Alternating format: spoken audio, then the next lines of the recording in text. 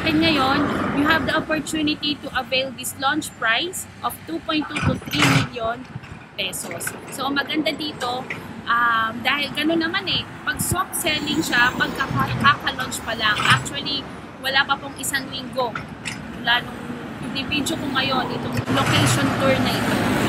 Again, this is launch price or ibig sabihin soft selling price dahil kaka-launch lang namin ito for sale.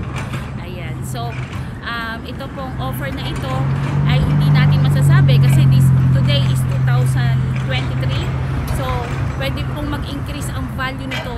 If you are an investor, this is perfect kasi pwede mo tong i-long-term lease, pwede mo siyang i-daily lease, at meron po tayong tenancy management.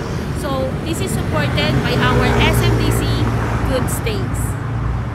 Yan. Tsaka, ang magandang market po dito kasi nasa Brent community po tayo. Kasi pagdating mo ng Brentville, yung Brentville crowd, yung mga estudyante na gustong mag-aral dito sa Brent International School, this is the perfect residential for them. At malapit din sa mga malls here in Biñan and Santa Rosa. Sa mga ilang minuto ka nandito sa loob ng construction ng Turf Residences, nakakatuwa.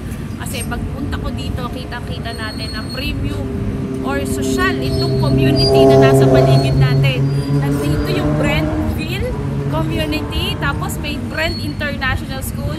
Kung ngayon nasa 2 million pa lang yung studio tsaka 1 bedroom, I'm sure this is a very good investment for the investors that gusto na magpa-rent kasi mabilis mag-appreciate ang value nito.